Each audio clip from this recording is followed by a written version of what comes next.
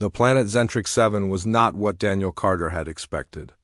When he first stepped off the transport shuttle, the air felt heavier than Earth's, carrying with it a faint metallic tang that made his nose wrinkle. The sky above was an unsettling shade of orange, streaked with clouds that shimmered like oil slicks. It wasn't beautiful in the traditional sense, it was strange, alien, and yet somehow fascinating. Daniel adjusted the strap of his gear bag over his shoulder and took a deep breath. This was it. His first real assignment as a cadet. Behind him, the rest of the crew bustled about, unloading supplies and setting up temporary shelters. The colony was still in its infancy, barely more than a cluster of prefab domes connected by narrow corridors. Scientists huddled around equipment, their voices muffled by the thick atmosphere. Engineers worked tirelessly to stabilize power generators, while soldiers patrolled the perimeter with rifles slung across their chests. Everyone seemed tense, their movements quick and deliberate, as if they were bracing for something. Daniel glanced over at Lavra Bennett, who stood nearby supervising a group of new recruits. She was tall, with sharp features and a no-nonsense demeanor that commanded respect. Her dark hair was pulled back into a tight ponytail, and her uniform was immaculate despite the dusty conditions. Lavra caught him staring and raised an eyebrow. "You're late, Cadet," she said, her tone clipped but not unkind. "Sorry, ma'am," Daniel replied with a grin. "I got distracted looking at the view." Lavra didn't smile. "This isn't a vacation, Carter. You'll do well to remember that." She gestured toward the others. "Grab your kit and report to Sergeant Miller. He'll assign you your duties." "Yes, ma'am," Daniel said, though his grin didn't fade. He liked Laura. She reminded him of his older sister, always serious and straight-faced, but he couldn't resist teasing her just a little. As he walked away, he heard her mutter under her breath, "Kids these days." The next few hours passed in a blur of activity. Daniel helped unload crates of food rations, checked oxygen levels in the habitat modules, and even patched a leak in one of the water filtration systems. By the time evening rolled around, his muscles ached and his uniform was covered in grime. But he didn't mind. For the first time in his life, he felt useful. Important, even as the sun dipped below the horizon, or what passed for a horizon on this bizarre planet, the sky turned a deep, fiery red. Shadows stretched long across the barren landscape, and the temperature began to drop rapidly. Daniel sat cross-legged on the ground just outside the main dome, eating a bland protein bar and watching the stars appear one by one. They weren't the same constellations he'd grown up with. These were foreign, scattered patterns that seemed almost random. Still, they were mesmerizing. "You shouldn't be out here alone," came a voice from behind him. Daniel turned to see Lavra approaching, her boots crunching softly against the rocky soil. She carried a small scanner in one hand and looked every bit the professional soldier. "I'm not alone," Daniel said, nodding toward the distant glow of the colony. "Besides, I thought we were supposed to explore. Isn't that why we're here?" Lavra sighed and sat down beside him, setting the scanner aside. "Exploration is important, sure, but so is survival. We've already lost 3 people in the past month. No one knows exactly what happened to them," Daniel frowned. "Lost? What do you mean, lost?" "They went missing," Lavra explained. "Vanished without a trace. Search parties found. Nothing, no bodies, no signs of struggle, just gone." "That's impossible," Daniel said, shaking his head. "People don't just disappear." "That's what everyone says," Lavra replied. "But it keeps happening. And now people are scared. Some think it's the wildlife. There are rumors of predators out there that we haven't identified yet. Others say it's something else, something we can't explain." Daniel stared out at the darkening landscape, his curiosity piqued. "Something else? Like what?" Lavra hesitated, then shrugged. "I don't know. Maybe nothing. Maybe it's just superstition. But whatever it is, it's making people jumpy. So stick close to the base, all right? Don't go wandering off on your own." Daniel nodded, though he wasn't entirely convinced. There was something thrilling about the idea of unknown dangers lurking just beyond the edge of the colony. Danger meant adventure, and adventure was exactly what he'd signed up for. A few nights later, during a routine patrol, Daniel spotted something unusual. He and two other cadets were tasked with checking the boundary markers, a tedious job that involved walking along the perimeter fence and ensuring none of the sensors had been damaged. As they rounded a bend near the northern edge of the colony, Daniel noticed a series of markings etched into the ground. At first glance, they looked like natural formations, perhaps caused by erosion or some geological process unique to Zentrix 7, but as he knelt down for a closer look, he realized they were too precise, too deliberate to be random. "Hey, check this out," he called to the others. One of his fellow cadets, a nervous kid named Ethan, shuffled over reluctantly. "What is it?" Ethan asked, glancing nervously at the surrounding trees. "I don't know," Daniel admitted. "But it looks like someone or something made these." Ethan frowned. "Maybe it's just rock shifting or something. Let's just finish the patrol and report it later." But Daniel wasn't satisfied. He traced the markings with his fingers, feeling the grooves beneath his skin. They formed intricate patterns, almost like symbols, and there was something oddly familiar about them, though he couldn't quite place why. He snapped a few photos with his wrist-mounted camera before standing up. "All right, let's keep moving," he said, trying to sound casual. But his mind was racing. When they returned to the base, Daniel showed the images to Lavra. She studied them carefully, her brow furrowed in concentration. Finally, she shook her head. "Could be anything," she said. "Natural formations, weather patterns, who knows?" "But doesn't it seem weird to you?" Daniel pressed. "Like too perfect to be random?" Lavra gave him a long look. "Listen, Carter. I get it, you're curious. That's good. Curiosity will make you a better officer someday. But don't let it cloud your judgment. Out here, assumptions can get you killed." Daniel wanted to argue, to tell her that dismissing the markings outright was just as dangerous as jumping to conclusions, but he held his tongue. Instead, he smiled and said, "You're right, ma'am. Thanks for the advice." Later that night, lying awake in his bunk, Daniel couldn't stop thinking about the symbols. He replayed the image in his mind, trying to decipher their meaning. Were they warnings? Directions? Or maybe something entirely different? Whatever they were, they filled him with a strange sense of excitement. Humanity had come to Zentrix 7, seeking answers, pushing the boundaries of what was possible. And now, Daniel felt certain that those boundaries were about to expand even further.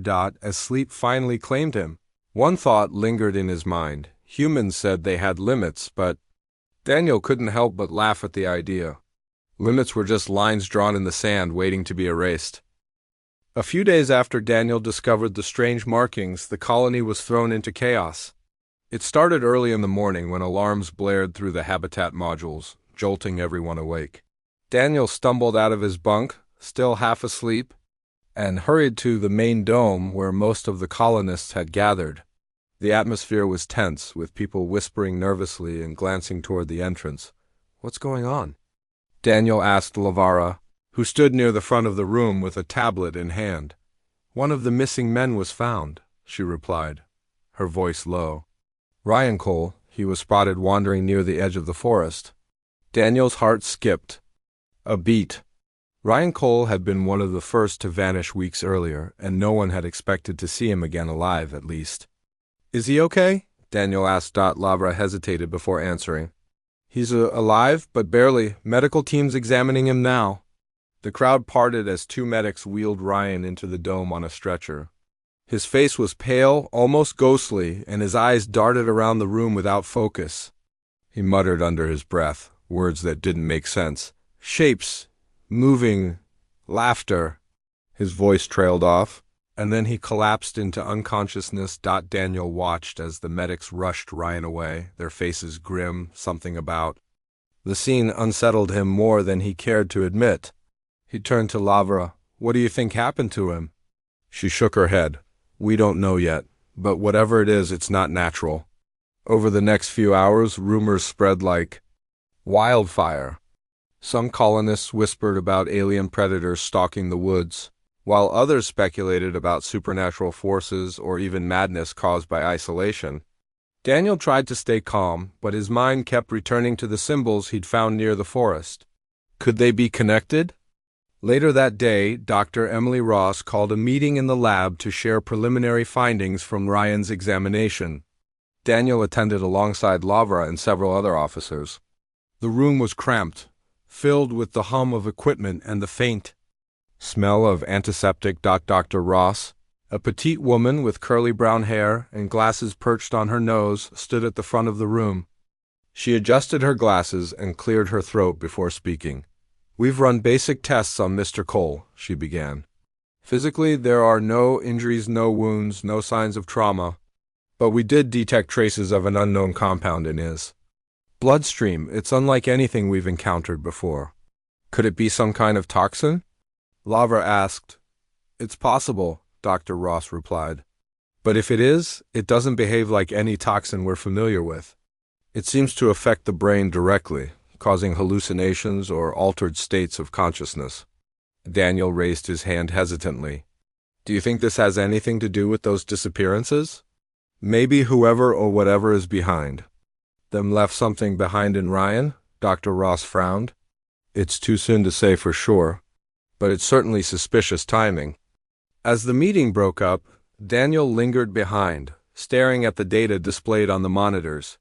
The graphs and charts meant little to him, but the idea of an unknown substance altering someone's mind fascinated him. What could cause such a thing, and why would it leave Ryan alive? That night, unable to sleep, Daniel decided to take matters into his own hands. He grabbed a flashlight and slipped out of the habitat module, careful not to attract attention. The colony was quiet, most of its inhabitants asleep or too preoccupied with their own fears to notice him leaving. He made his way toward the northern edge of the forest, where he'd found the markings days earlier. The air grew cooler as he approached the trees, and the ground beneath his boots became softer, dampened by dew. His flashlight beam cut through the darkness, illuminating gnarled roots and twisted branches that seemed to reach out like skeletal fingers. Despite the eerie surroundings, Daniel felt a strange sense of calm. This place called to him, though he couldn't explain why. When he reached the spot where he'd seen the symbols, he stopped and knelt down. They were still there, etched into the dirt just as he remembered, but something was different this time. The patterns seemed sharper, more defined, glowing faintly in the dim light. Daniel reached out to touch them, his fingers brushing against the grooves. A sudden warmth spread through his hand, traveling up his arm and settling in his chest. Before he could react, the forest came alive around him. Soft lights flickered between the trees, pulsing rhythmically like fireflies. At first, Daniel thought it was his imagination, but then the lights began to coalesce, forming shapes that hovered silently in the air.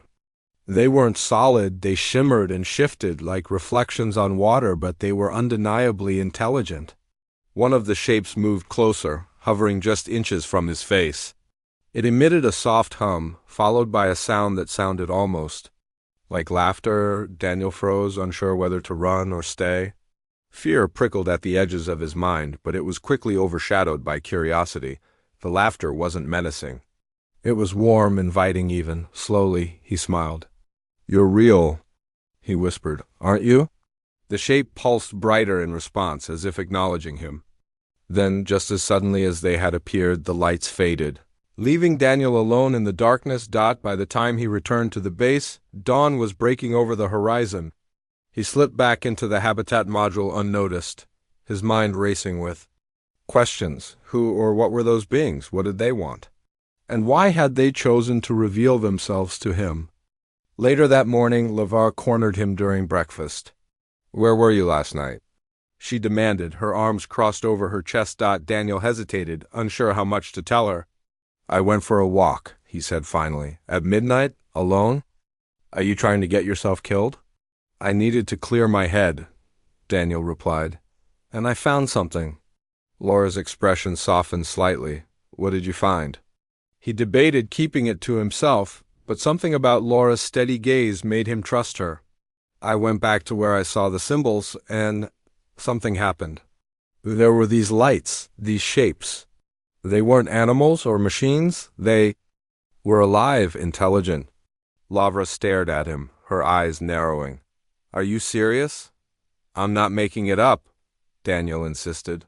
They communicated with me, not with words exactly, but I understood them. They laughed, Lavra, like they were amused by me. For a moment she looked skeptical. Then her gaze dropped to his hand, which rested on the table. Your skin, she said quietly. It's glowing. Daniel glanced down and saw that she was right. A faint luminescence clung to his fingertips, fading slowly but still visible. He flexed his hand, marveling at the sensation of residual warmth. They left this on me, he said. I don't know what it means, but I think they wanted me to remember them. Lavra sat down across from him, her face unreadable. This changes things, she said after a long pause. If what you're saying is true, then we're dealing with something far beyond our understanding. We need to figure out what these entities are and what they want. Daniel nodded, feeling a mix of excitement and apprehension. For years, humanity had dreamed of encountering intelligent life beyond Earth. Now, it seemed that dream had come. True, but dreams often came with challenges, and Daniel knew this was only the beginning. As the day wore on, word of Daniel's encounter spread through the colony. Some dismissed it as nonsense, chalking it up to exhaustion or overactive imagination.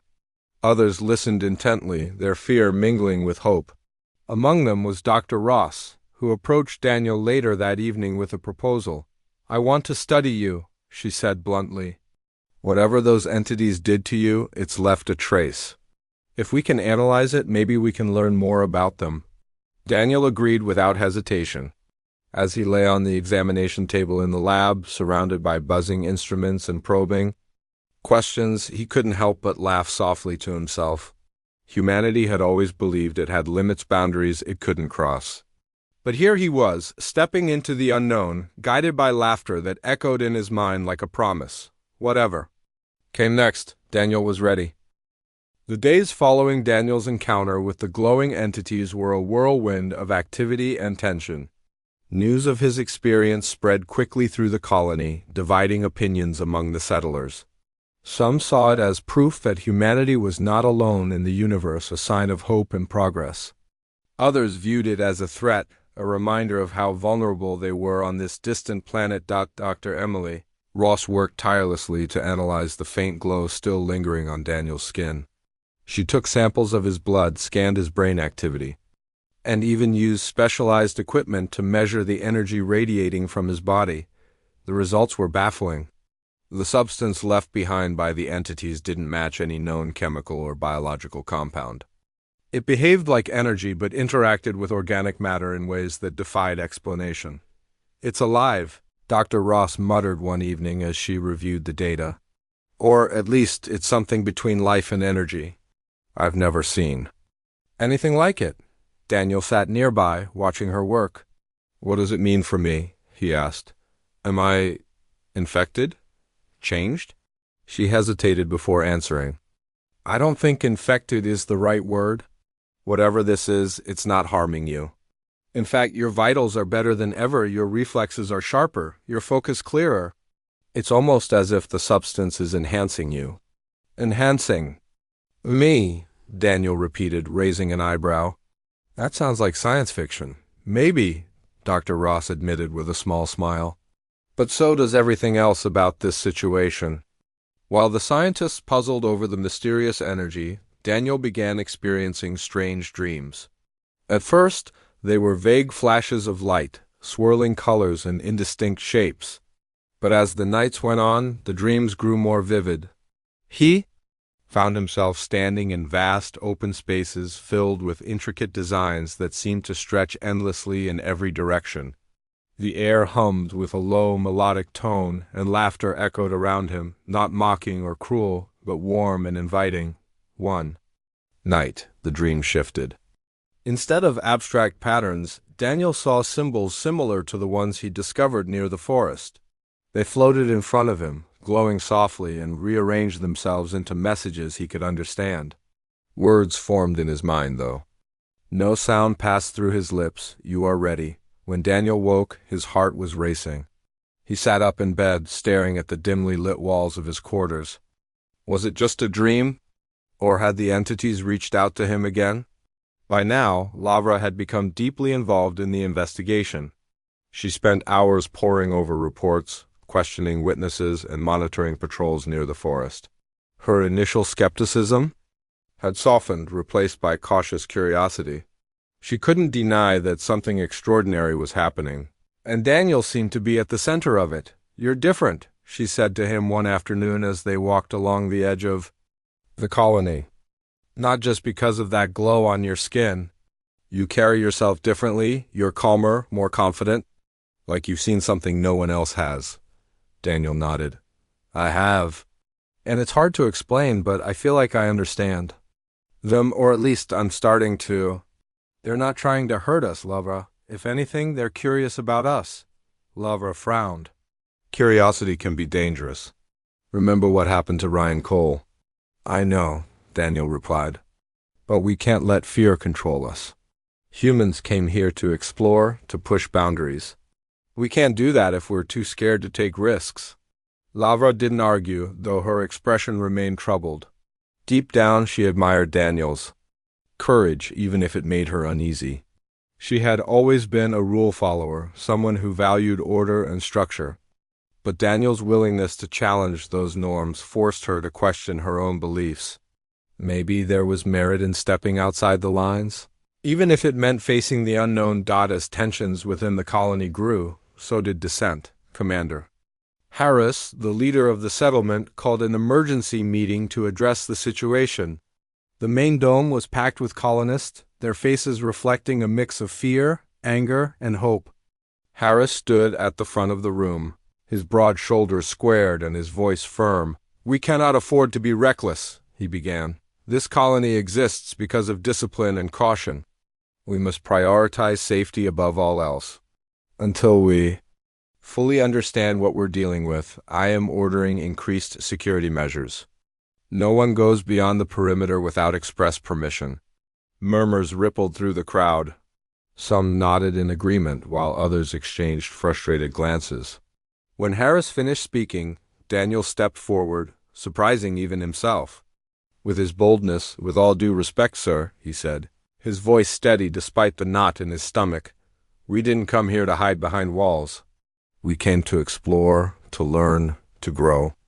Yes, there are risks, but isn't that why we're here? To face challenges head-on?" Harris's jaw tightened. "Cadet Carter, your enthusiasm is commendable, but misplaced. Fear keeps us alive. It reminds us of our limits." "That's just it," Daniel countered. "Humans aren't defined by our limits. We're defined by our ability to overcome them. Those entities out there, they're offering us a chance to expand our understanding of the universe. Are we really going to turn our backs on that?" The room fell silent. For a moment, no one spoke. Then slowly, a few people began to clap. Others joined in until the entire dome erupted in applause. Harris looked around, clearly taken aback, but said nothing. He simply dismissed the meeting and walked away, his face unreadable. Afterward, Lavra pulled Daniel aside. "Do you realize what you just did?" she asked, her tone a mix of admiration and concern. "I stood up for what I believe in," Daniel replied.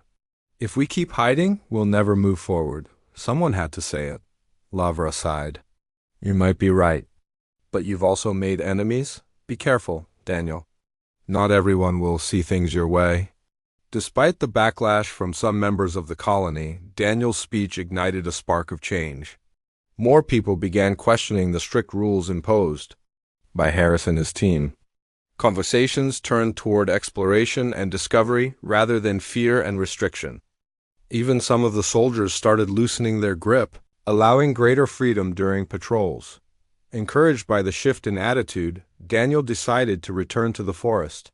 This time he invited Lavra to join him. "You need to see them for yourself," he told her. "If you want to understand why I believe in this, you have to meet them." Lavra hesitated. "It's risky. What if Harris finds out?" "He won't," Daniel assured her. "And even if he does, sometimes doing the right thing means breaking the rules." Reluctantly, Lavra agreed. That night, under the cover of darkness, the two of them slipped out of the colony and made their way to the northern edge of the forest. The journey felt longer than before, the shadows deeper, the air heavier. But when they reached the spot where Daniel had encountered the entities, the glowing figures appeared almost immediately. They hovered silently, their forms shifting and shimmering like liquid light. One of them moved closer, pulsing gently as, if studying Lavara, she froze, her breath catching in her throat. Unlike Daniel, she hadn't expected the entities to feel so alive. Their presence was overwhelming, yet strangely comforting. Then, without warning, images flooded her mind. She saw galaxies spinning in slow motion, planets teeming with life, civilizations thriving in harmony. The visions were accompanied by a sense of peace, of connection, as if the entities were sharing a piece of themselves with her. Tears welled up in her eyes, and she realized she was laughing not out of joy, but out of awe. When the encounter ended, Lavara sank to her knees. Trembling, Daniel knelt beside her, his hand resting on her shoulder. "Now do you see?" he asked softly. She nodded, unable to speak. The laughter she'd heard in her mind lingered, echoing like a promise. Whatever these beings were, they weren't hostile. They were teachers, guides, urging humanity to shed its fears and embrace the infinite possibilities of the cosmos. As they walked back to the colony, Lavra felt a weight lift from her chest. For the first time since arriving on Zentrix 7, she understood why they were here, not just to survive, but to evolve. And Daniel, with his unshakable optimism and boundless curiosity, was leading the way. By the time they returned, the first rays of sunlight were breaking over the horizon. The colony stirred to life, unaware of the transformation taking place within its walls. Change was coming, carried on waves of laughter that whispered of worlds beyond imagination. The days that followed Daniel and Laura's second encounter with the glowing entities brought a new energy to the colony. Word of their experience spread quickly, though not everyone believed them. Some dismissed it as fanciful storytelling, while others were skeptical but intrigued. Still, there was no denying the shift in mood among the settlers. People began talking more openly about exploration and discovery, daring to imagine what lay beyond the safety of their walls. Commander Harris, however, was furious. When he learned that Lavar had joined Daniel on an unauthorized trip into the forest, he called both of them into his office for a private meeting. The room was small and cramped, filled with maps and charts pinned haphazardly to the walls. Harris sat behind his desk, his face red with anger. "What were you thinking?" he demanded, slamming his fist on the table. "You deliberately disobeyed my orders. Do you have any idea how dangerous that was?" Daniel met his gaze without flinching. "Sir, we weren't trying to cause trouble. We went out there to learn to understand what we're dealing with." "And did you?" Harris snapped. "Did you find answers? Or did you just put yourselves and this entire colony at risk?" Lavra spoke up before Daniel could respond. "We found something important, sir. Those entities, they're not hostile. They're intelligent. And they want to communicate with us." Harris stared at her, his expression unreadable. "Communicate? How? By glowing and laughing? That's not communication. It's nonsense." "It's more than that," Daniel insisted. "They showed us things, visions of other worlds, other civilizations. They're trying to teach us, to show us what's possible if we let go of our fears." Harris leaned back in his chair, rubbing his temples. For a moment, he looked tired, older than his years. "Even if I believed you, and I'm not saying I do, what makes you think we're ready for this? Humanity has barely scratched the surface of its own potential. We're not prepared to interact with beings like that." "Maybe we'll never be ready if we keep waiting," Daniel replied. "Sometimes you have to take the leap, even if you don't know where you'll land." Harris sighed heavily. "I can't stop you from believing what you want, Carter. But I can remind you of your responsibilities. This colony depends on discipline and order. If you undermine that, you're putting everyone in danger." With that, he dismissed them, though his parting words carried a warning. "Be careful. One wrong move, and I won't hesitate to shut this down." Despite Harris's threats, Daniel and Lavra pressed forward. They began organizing meetings with other colonists who shared their curiosity about the entities. These gatherings started small, held in quiet corners of the habitat modules or late at night under the stars. But as more people joined, the discussions grew bolder. At one such meeting, Daniel stood before a group of about 20 settlers, explaining what he and Lavra had seen. "These entities aren't here to harm us," he said. "They're offering us a chance to expand our understanding of the universe. To grow, to evolve, all we have to do is trust them." Not everyone was convinced. A young engineer named Mia raised her hand hesitantly. "But how do we know we can trust them? What if they're testing us? What if they decide we're not worth the effort?" "That's a risk we'll have to take," Daniel admitted. "But isn't it worth it? Think about what we could learn from their technology, their knowledge, their way of life. Imagine the possibilities." Mia nodded slowly, though doubt lingered in her eyes. Others seemed more willing to embrace the idea. Dr. Ross attended several of these meetings, sharing her findings about the mysterious energy left on Daniel's skin. "Whatever this substance is, it's unlike anything we've ever encountered," she said. "It's advanced, almost beyond comprehension. If we can harness it, or at least understand it, we might unlock secrets that could change everything." As support for Daniel's ideas grew, so did resistance. Commander Harris doubled security measures, posting guards at every entrance to the forest and installing additional surveillance equipment. He also ordered daily briefings to remind everyone of the rules. But the stricter controls only fueled discontent among those eager to explore. One evening, during a patrol near the edge of the forest, a group of soldiers reported seeing strange lights moving between the trees. They claimed the lights interfered with their drones, causing them to malfunction and crash. When Harris sent a team to investigate, they returned empty-handed, unable to explain what had happened. "They're testing us," Daniel told Lavra when he heard about the incident. "Seeing how far we're willing to go." "Or maybe they're protecting themselves," Lavra suggested. "If they sense hostility, they might react defensively." "Then we need to prove we're not a threat," Daniel said. "We need to show them we're ready to listen." The turning point came a few nights later.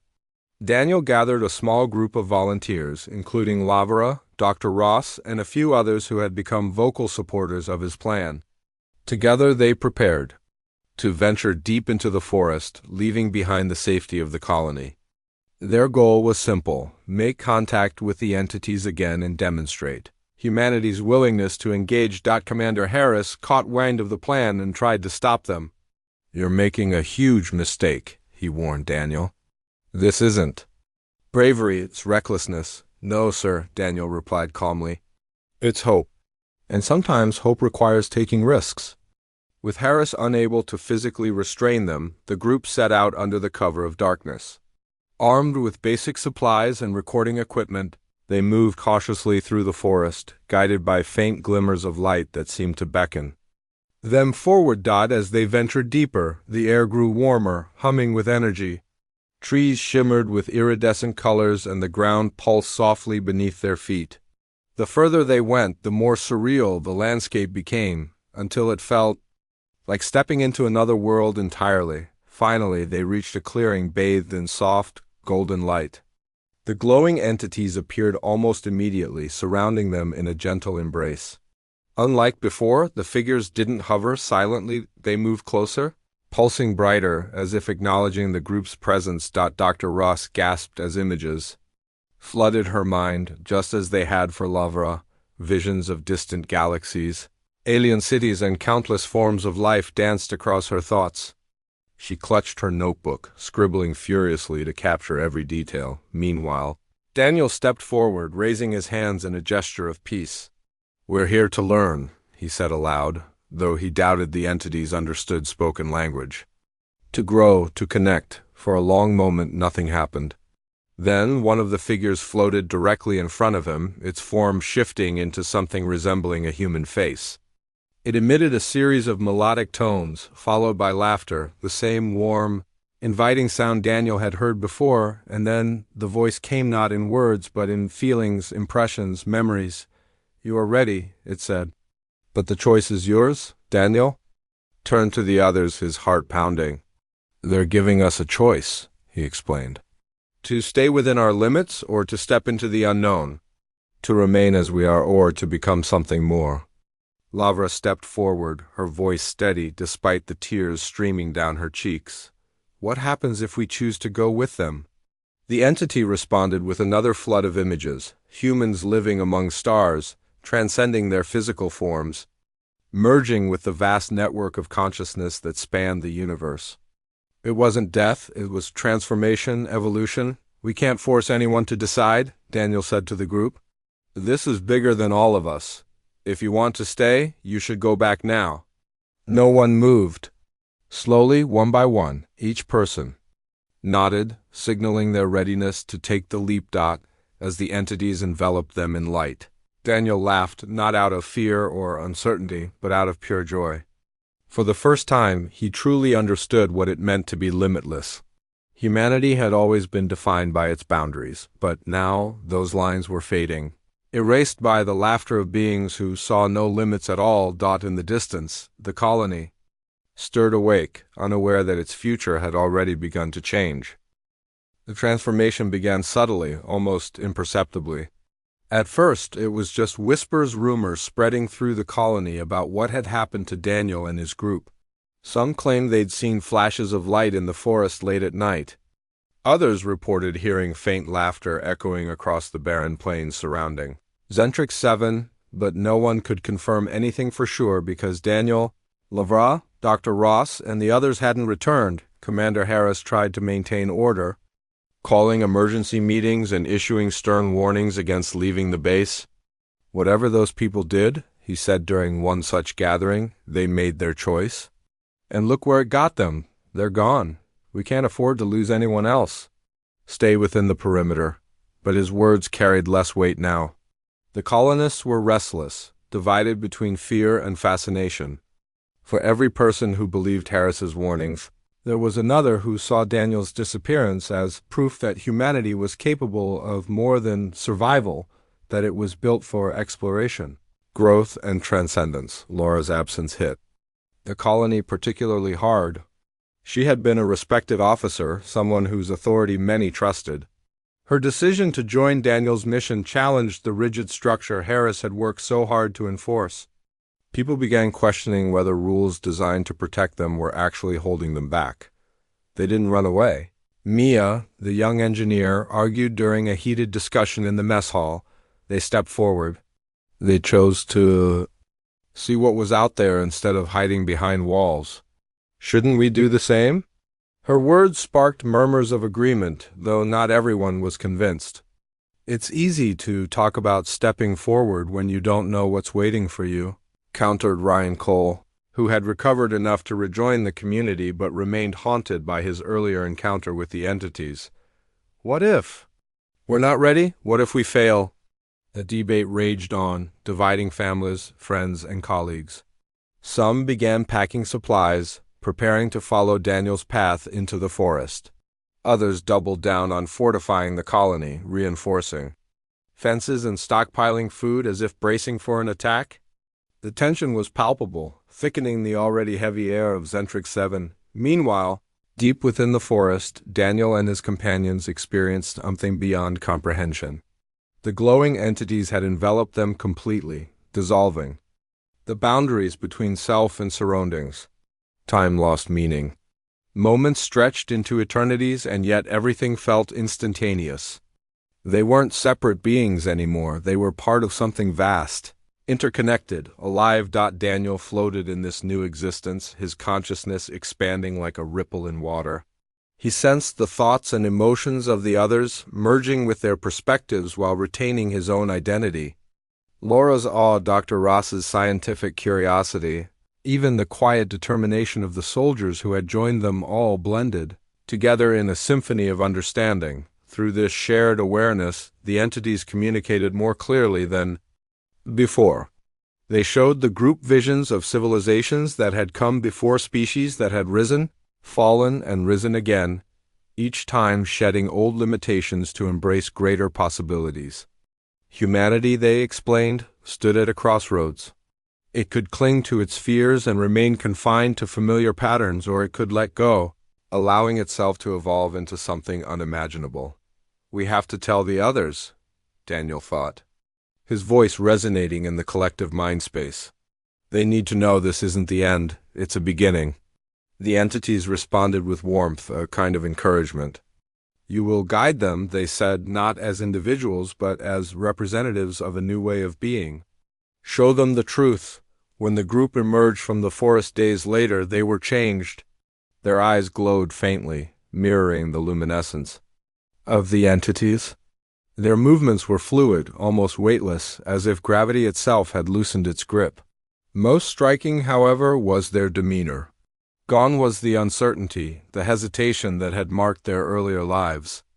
In its place was calm confidence, a sense of purpose that radiated outward. The colonists stared in stunned silence as Daniel and the others approached the main dome. Commander Harris rushed outside, his face pale with disbelief. "Where have you been?" he demanded, his voice trembling. What happened to you?" Daniel smiled gently. "We found what we were looking for," he said. "And now we're here to share it." Over the next few hours, the group recounted their experiences, describing the entities, the visions, and the profound sense of connection they had felt. Some listeners were skeptical, shaking their heads and muttering about delusions or alien manipulation, but others listened intently, their doubts melting away as they saw the sincerity in Daniel's eyes. "This isn't about abandoning who we are," Lavar added. "It's about becoming more than we ever thought possible. Those entities, they're offering us a chance to grow, to leave behind the things that hold us back." As the day wore on, more and more colonists began to believe. They dismantled parts of the fence, opening pathways into the forest. Scientists collaborated with engineers to build devices capable of detecting and interacting with the energy left behind by the entities. Soldiers lowered their weapons, realizing that defense wasn't always the answer. Even Commander Harris softened, though reluctantly. Standing at the edge of the forest one evening, he watched as streams of golden light pulsed softly among the trees. "I still don't fully understand," he admitted to Daniel, who stood beside him. "But I see the change in them, in all of you. If this is what humanity needs to move forward." "It's not just about moving forward," Daniel interrupted gently.